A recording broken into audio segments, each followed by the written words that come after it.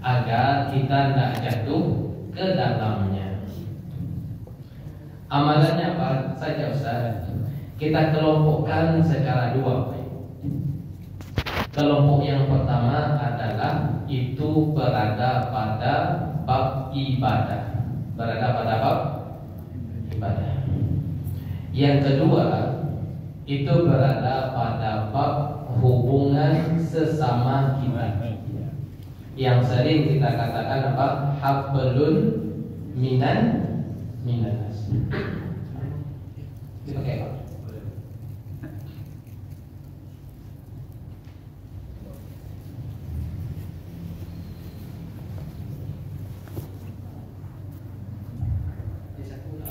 Apa? Bapak Ibu yang dirahmati Allah Ta'ala, dalam bab ibadah satu, kemudian dalam bab hubungan kita sesama manusia. Adapun kata-kata wair dalam bab ibadah itu ada pada dua hal. Yang pertama adalah pada bab bersuci. Pada bab bersuci. Yang kedua pada bab sholat. Pada bab bersuci, kemudian pada bab sholat. Sebelum kita merinci apa itu waid, apa itu waid. Waid itu Bapak Ibu artinya adalah wadin fi jahannam, salah satu nama neraka. Berarti namanya apa? Neraka waid. Berarti kalau kita membaca ayat fawaidul lil musallin, ada ancaman neraka waidnya. Nanti kita lihat. Yang kedua, waid itu adalah ungkapan doa keburukan, kecelakaan, kebinasaan, kemudian kehinaan. Binasa dia, celaka dia, kemudian hina. Itu arti dari waid. Ustaz, dia beribadah kenapa diancam dengan waid? Kan itu kan ya. Dia beribadah kenapa diancam dengan waid? Kenapa diancam dengan neraka? Padahal dia ibadah. Jawabannya adalah karena dia tidak menuntaskan apa yang diinginkan oleh syariat dalam ibadah tersebut. Jadi ibadahnya tersebut asal. Wudhu tersebut asal. Sholat tersebut asal. Kita lihat kapan seseorang tersebut terancam kata wail dalam bab bersuci. Jawabannya adalah apabila dia tidak memenuhi standar minimal sah ibadah tersebut. Karena para hadirin, untuk berwudu itu syariat menyebutkan kepada kita dua keterangan. Keterangan yang pertama adalah anggota wudu. Anggota wudu. Apa anggota wudu kita? Wajah, tangan, kepala, kemudian kaki. Itu anggota wudu. Kemudian Bapak Ibu, anggota wudu kita ini telah ditentukan batasan-batasannya. Untuk kaki kita sampai mata kaki. Untuk tangan sampai siku. Untuk kepala sebagian. Untuk wajah mana batasan wajah? Untuk wajah batasannya Ibu itu adalah tempat tumbuhnya rambut sampai dagu, kemudian kalau ke samping dari anak telinga ke anak telinga. Nah, semuanya ini wajib tersentuh oleh air. Kalau ada sebagian seperti kita berduduk seperti ini, kau nak duduk, ikut musuhmu. Tidak sah duduk, berarti tidak sah sholat. Untuk tangan batasannya sampai siku. Oleh karenanya bagi bapak ibu yang berbaju lengan panjang itu mau tidak mau harus digulung. Jangan sampai pernah kami ditanya, Ustaz, kami kalau melakukan perjalanan Ustaz, terkadang kami tersebut hanya mencuci sampai pertengahan, sampai tengah dicuci. Dengan alasan apa? Dengan alasan mereka tersebut pakai baju lengan panjang. Tidak sah wudhunya, Pak. Harus siku ini terkena air.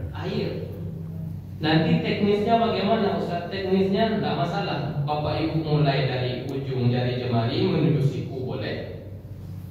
Dari siku menuju ujung jari juga boleh. Intinya adalah siku tersebut harus terkena air. Kalau kalian yo siku Bapak Ibu, pertanda wudhu kita tidak sah. Banyak rentetannya. Kalau tidak sah wudhu, tidak boleh menyentuh Al-Quran, tidak boleh sholat. Karena Al-Quran ini Bapak Ibu kita sentuh dalam kondisi suci. Allah katakan la yamassuhu illal mutahharun, bahwasanya Al-Quran tersebut tidak boleh disentuh, tidak boleh dipegang kecuali dalam kondisi suci. Kenapa demikian? Karena dia adalah firman Allah. Firman Allah yang sangat agung, firman Allah yang sangat suci. Ustaz, bagaimana solusinya berarti Ustaz kalau sekiranya ambu ingin memindahkan mushaf? Ya solusinya berdoa dulu. Kalau tidak berdoa Ustaz, solusinya adalah pakai pakai sarung tangan. Karena kita bermuamalah sekarang dengan firman Allah Subhanahu wa taala, dipindahkan contohnya pakai. Ini khusus untuk menyentuh ya Bapak Ibu. Menyentuh tersebut dilakukan dalam kondisi suci. Kemudian Bapak Ibu yang dirahmati Allah taala, untuk kepala standar minimalnya itu adalah sebagian. Standar sahnya adalah apa? Sebagian. Kalau untuk wajah tidak berlaku sebagian Bapak Ibu. Untuk kepala berlaku sebagian, tapi yang afdalnya adalah keseluruhan. Berarti seluruh kepala kita arahkan ke belakang, kemudian kita kembalikan ke depan. Satu paket dia dengan telinga. Jadi tidak perlu Bapak Ibu mengambil ayat baru untuk telinga. 1, 2, 3, tapi satu paket seperti ini. Laki-laki itu juga demikian, berlaku sama. Kemudian langsung sekali jalan. Jadi untuk sekali jalan, rambut sekaligus telinga kita. Kemudian anggota wudhu yang keempat itu adalah kaki, batasannya mata kaki. Oleh karenanya Bapak Ibu, tumit kita di belakang, bagian belakang tersebut wajib tersentuh air. Contohnya buka keran. Walatan kaki di bawah keran tuh, yang kane ujung saja. Berpaduan seperti itu ya. Buka keran, kemudian ada air mengalir, kemudian walataan saja ujung kaki di air tersebut. Bagian belakang tidak terkena, bagian telapaknya tidak terkena, tapak kaki tidak terkena. Kalau tidak terkena sebagiannya, kata Nabi SAW, di sinilah hadisnya, wailun lil aqabi minan nar, kecelakaan, ada ancamannya bagi kaki yang tidak tersentuh oleh air. Berapa besarnya Ustaz? Kejadiannya Bapak Ibu sebesar logam, sebesar uang 1.000 rupiah. Kira-kira ukurannya besar atau kecil Bapak Ibu? Kecil kan ya? Kecil, cuma sedikit. Akan tetapi itu berpengaruh terhadap keabsahan wudhu. Sehingga Nabi katakan wailun, kecelakaan bagi orang-orang yang tumitnya tersebut tidak terkena air. Oleh karenanya kita edukasi diri kita, kemudian cucu kita, kemudian anak kita dengan wudhu yang benar. Ustaz, selainnya Pak Ustaz, selain dari 4 anggota itu Bapak Ibu, hukumilah dia sunnah. Apa hukumnya? Sunnah. Berarti kumur-kumur apa hukumnya? Sunnah. Memasukkan air ke hidung apa hukumnya? Sunnah. Mencuci telapak tangan 3 kali apa hukumnya?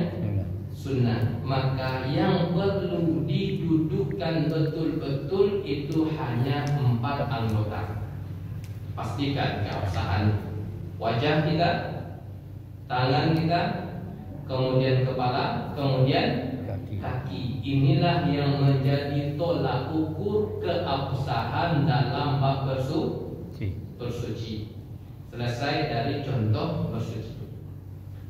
Contoh ibadah yang kedua itu adalah ibadah sholat. Ibadah sholat. Allah katakan, kalau tadi hadis Nabi ya, wailun lil aqabi minan nar, kecelakaan bagi orang-orang yang ada tumitnya tersebut tidak tersentuh oleh air. Sekarang firman Allah Subhanahu wa taala tentang ibadah. Fawailun lil musallin, kecelakaan, kehinaan, neraka wail bagi siapa? Bagi orang yang sholat. Coba kita perhatikan Bapak Ibu, dia tuh sholat, sholat, akan tetapi tervonis celaka. Dia itu sholat, akan tetapi tervonis binasa. Dia itu sholat, akan tetapi tervonis neraka wail. Sholat Bapak Ibu. Lalu bagaimana dengan orang yang tidak sholat sama sekali? Bagaimana dengan orang yang tidak sholat sama sekali?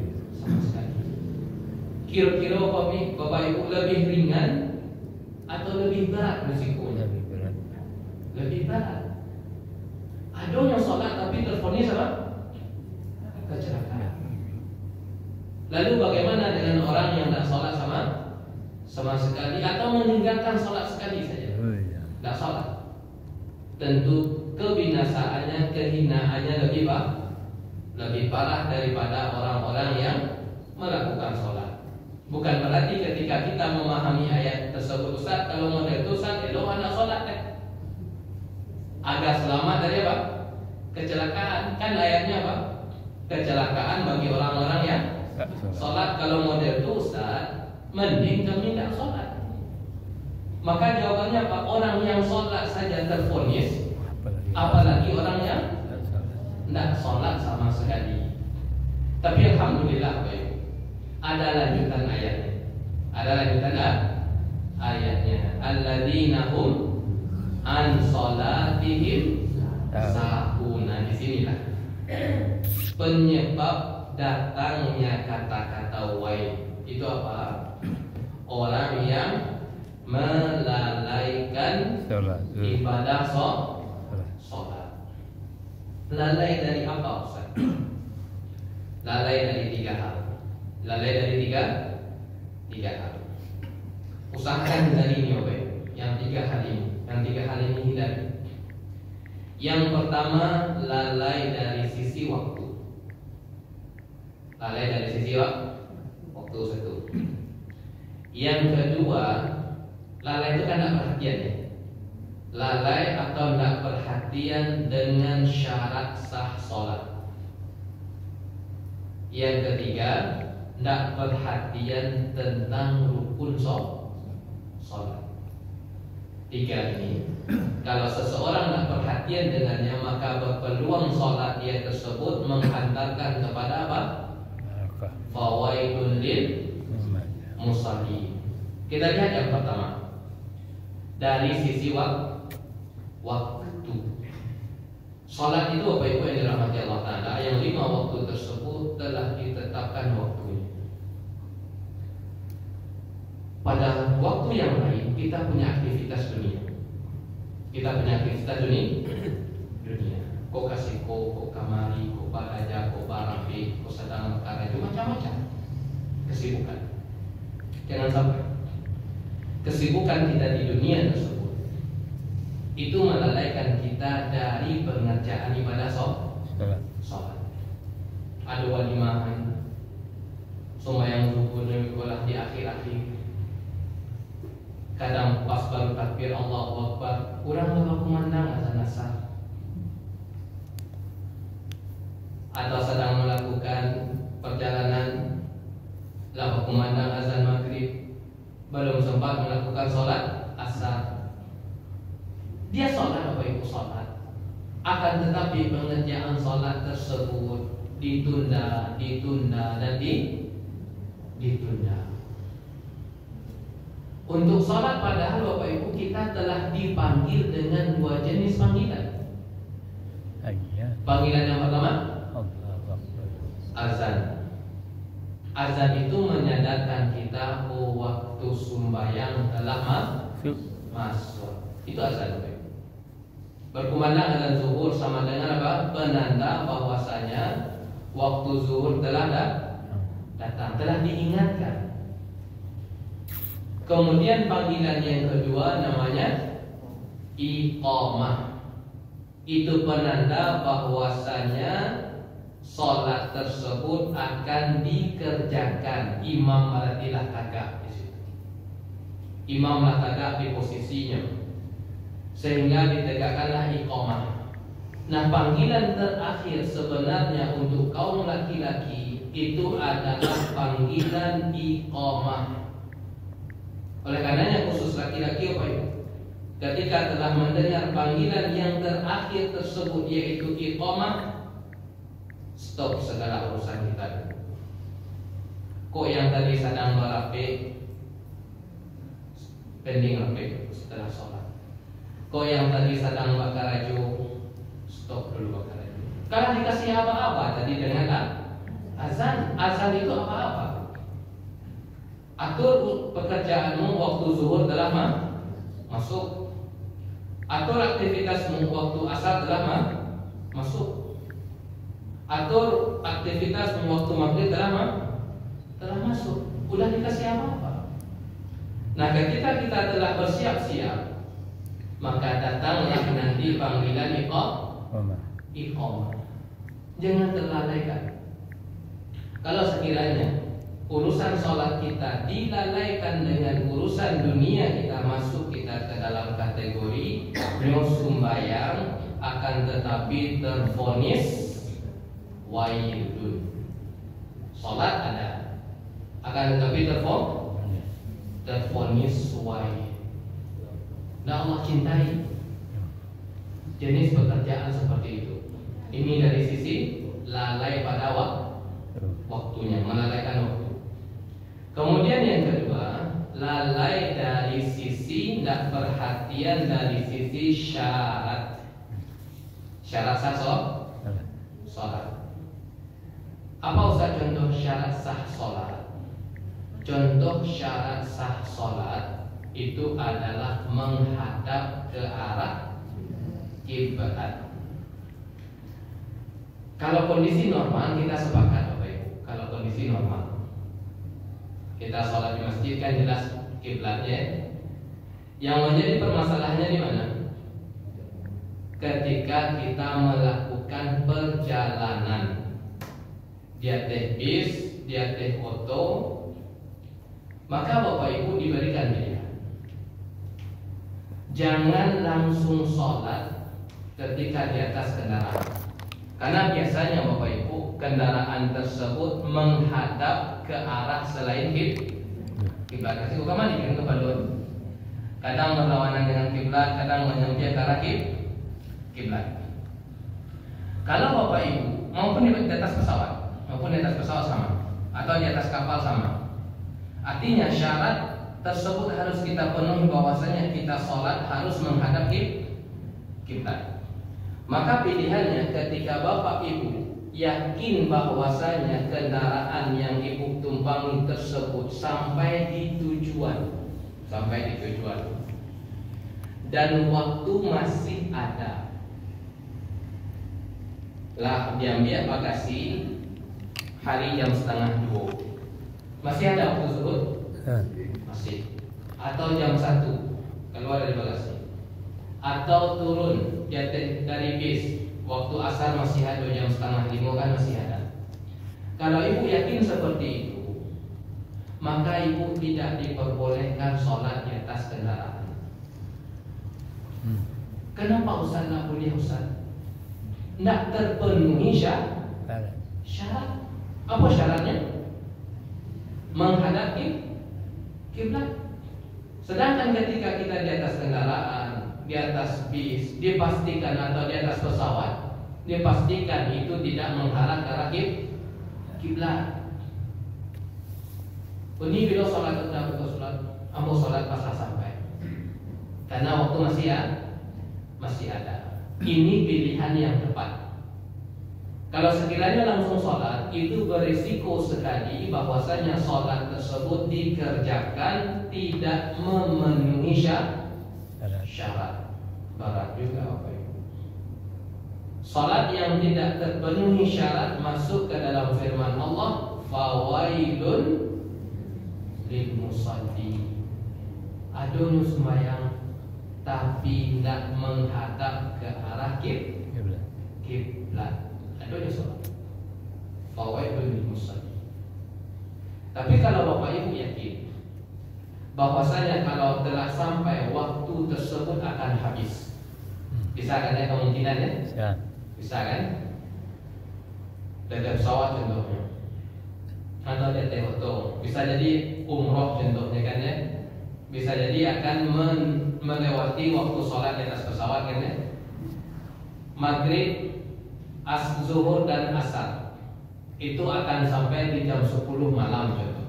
Berarti kan dilewati kan ya, dilewati 2 waktu zuhur dan waktu asar. Maka seperti ini Bapak Ibu diberikan keringanan. Silahkan sholat di atas kendaraan tersebut meskipun tidak menghadap ke kiblat, disebabkan menghormati kemuliaan waktu sholat. Oleh karenanya tidak dibenarkan lagi Bapak Ibu. Ambo sholat zuhur, sholat asar pas jam 9 malam tidak usah. Batu paslah sampai menghadap kiblat, nah dibenarkan juga.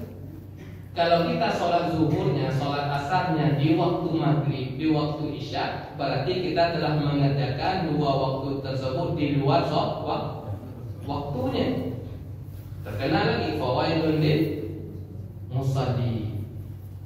Oleh karenanya ketika ibu melakukan perjalanan, maka ibu harus mengetahui apakah sampai di tujuan waktu sholat masih ada. Kalau sekiranya masih ada waktu sholat, maka tidak sholat wajib di atas kendaraan disebabkan tidak terpenuhi syarat menghadap kiblat.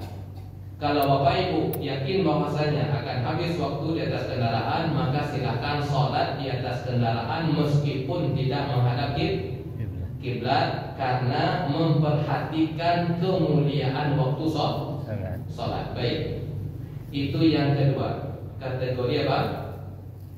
Lalai. Yang kedua, pertama dari sisi waktu. Yang kedua dari sisi syarat sah sholat. Contoh syarat sah sholat yang selanjutnya adalah menutup aurat. Kalau laki-laki, ya auratnya tersebut adalah lutut dan pusar. Tapi bukan berarti khusus laki-laki sholat tanpa pakai baju, modal saluang jib.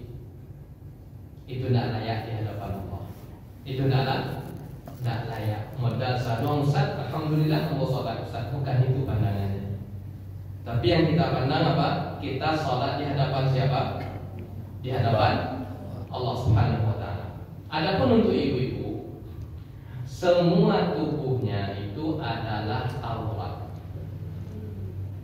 kecuali muka atau wajahnya. Berarti yang boleh nampak hanya wajah. Tadi kita sampaikan batasan wajah. Batasan wajah itu apa?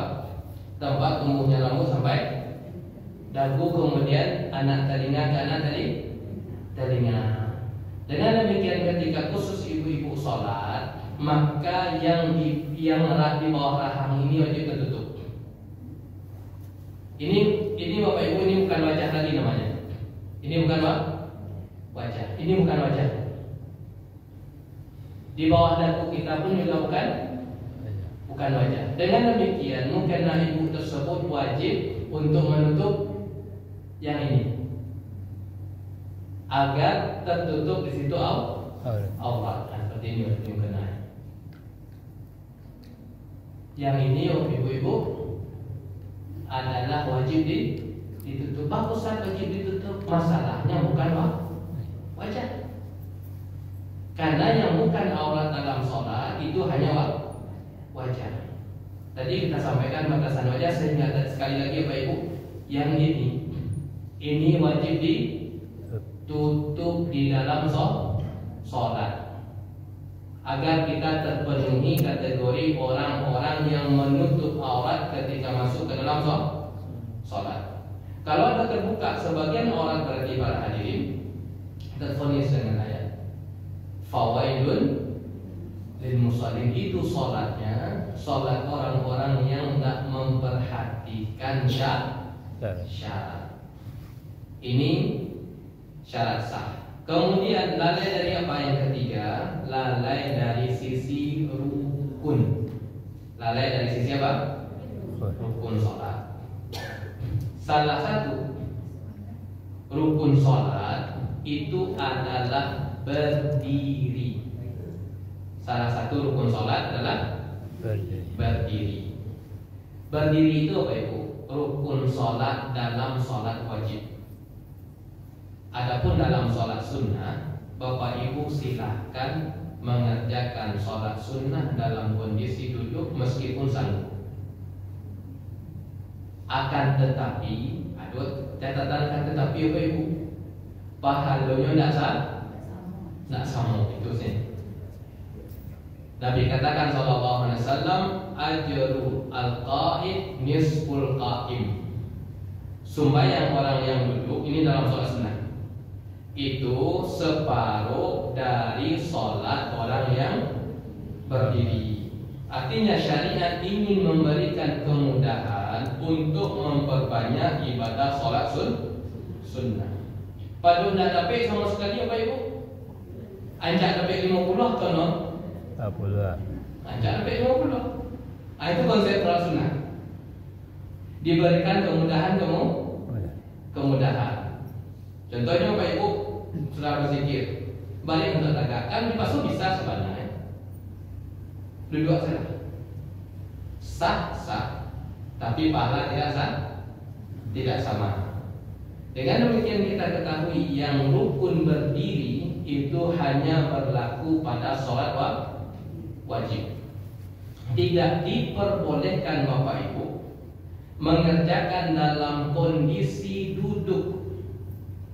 Tidak boleh sholat wajib dalam kondisi duduk bagi orang-orang yang sanggup berdiri. Dan yang kedua, berpeluang untuk berdiri. Kita lihat contoh. Bagi yang sanggup secara fisik. Yang kedua adalah bisa dia berpeluang untuk berdiri. Kalau dia lakukan sholat tersebut, dia sanggup untuk berdiri, namun dia kerjakan dalam kondisi duduk, para ulama mengatakan tidak sah. Apa contohnya Ustaz? Contoh Bapak Ibu itu biasanya sholat di atas kursi, ini contohnya. Bisa jadi bermanfaat suatu waktu. Bapak Ibu sholat di atas kursi, akan tetapi Bapak Ibu bisa untuk berdiri sementara waktu.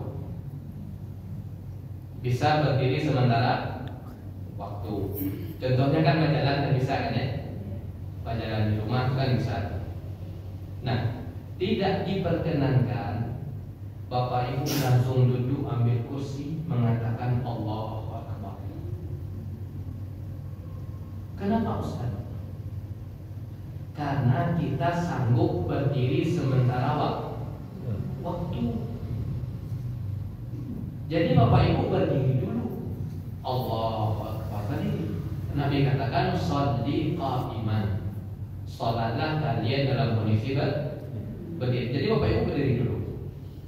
Sampai mana batasannya tidak sanggup, silakan duduk. Ini yang benar. Tapi kalau Bapak Ibu langsung ambil kursi, padahal tadi sanggup berjalan. Sanggup berjalan ke masjid, contohnya. Sanggup berjalan di rumah, sanggup ke sana kemari. Akan tetapi pas untuk sholat langsung duduk.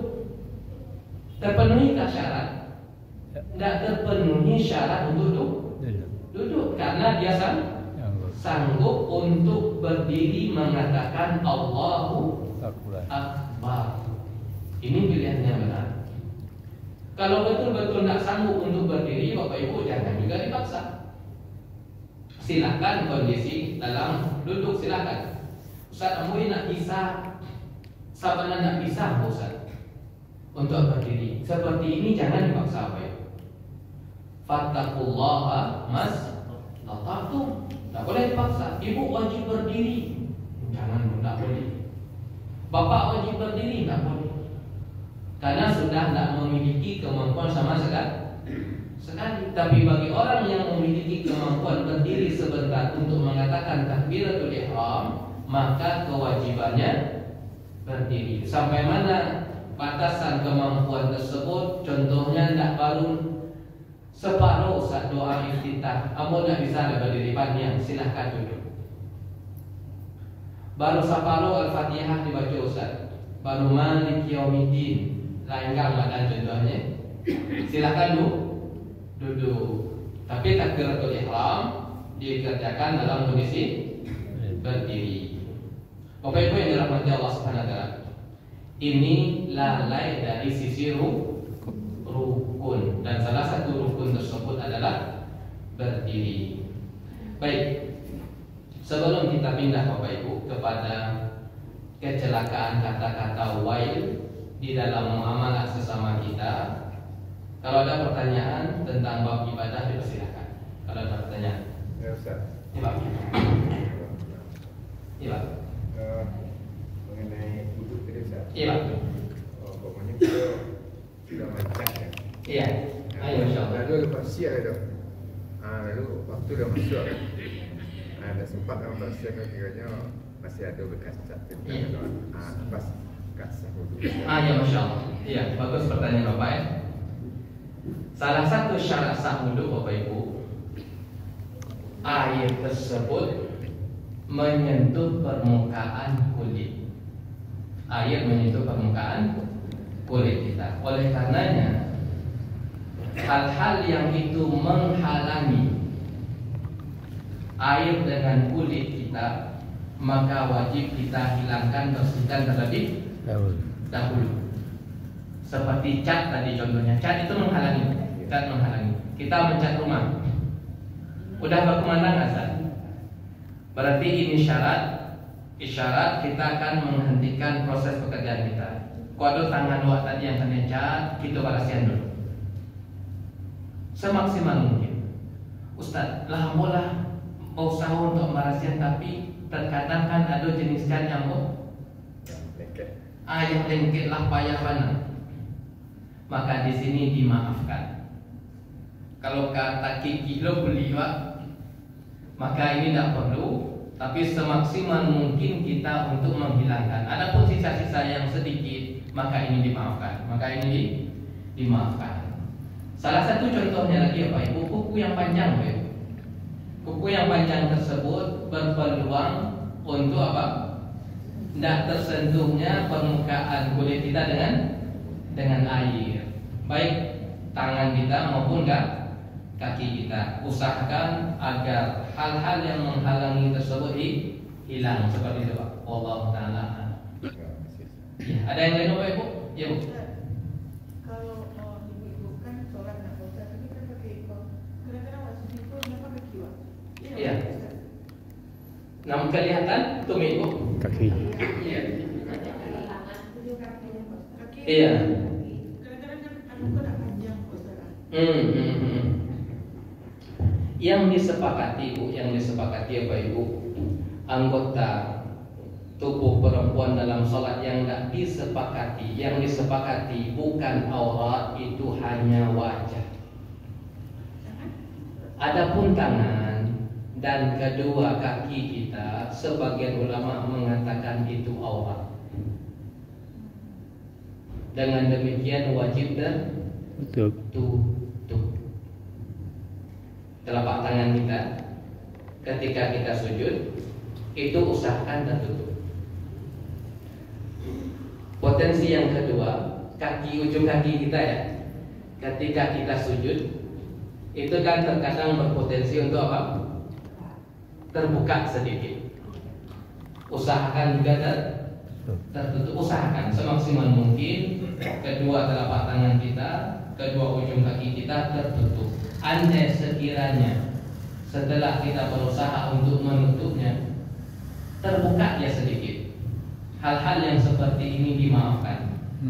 Rabbana la tu'akhizna in nasina au akhtana. Ya Allah, jangan hukum kami ya Allah kalau kami melakukan kesalahan ataupun lupa.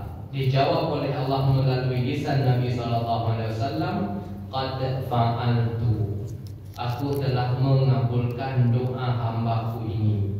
Rabbana la tu'akhirna in nasina au akhtana. Baik Bapak Ibu yang dirahmati Allah Ta'ala, ya Bu? Iya Pak, iya Bu. Tapi kan ibu-ibuku suka beli lipstick kok Pak. Iya.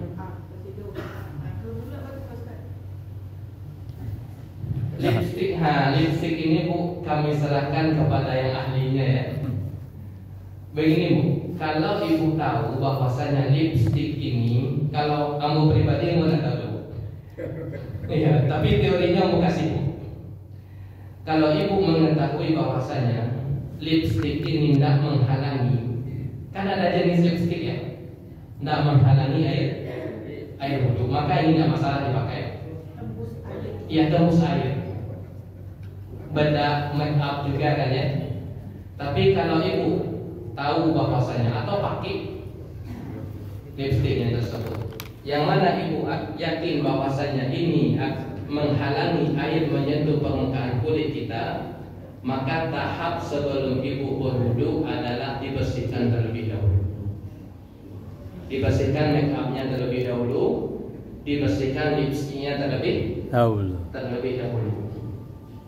Tapi dikembalikan, kami tidak tahu. Terkadang kata orang ya, ada tipe lipstik yang menghalangi air wudhu.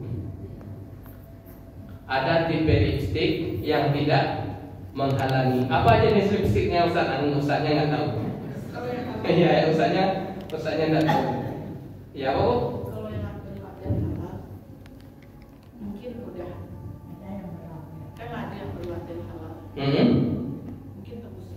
tembus itu. Iya bisa jadi Bu. Iya, tapi teorinya seperti itu ya. Ketika kita tidak tahu, ya. Ustaz kamu tidak tahu Ustaz, apakah lipstik yang mau pakai itu menghalangi air atau tembus air. Ini ketika kita tidak tahu. Ketika ibu-ibu tidak tahu, ambillah solusi aman. Pilih solusi aman. Yakin kita. Apa yang yakin itu? Jangan pakai lipstick. Bersih terlebih dahulu. Kalau telah kita bersihkan Bapak Ibu, maka kita berwudu dalam kondisi yang bersih ya. yakin. Nah seperti itu. Wallahu ta'ala. Ibu.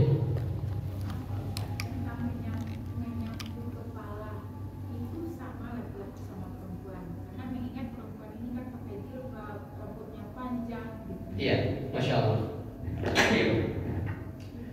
Untuk khusus ibu-ibu yang berwudu ya, terkhusus dengan mengusap kepala. Kalau ibu-ibunya itu berwudu di tempat umum, tempat terbuka, kan berpeluang kan ya, ibu-ibu tersebut bersuci di tempat umum terbuka, maka solusinya adalah cukup ibu ambil air, masukkan ke jilbab kita.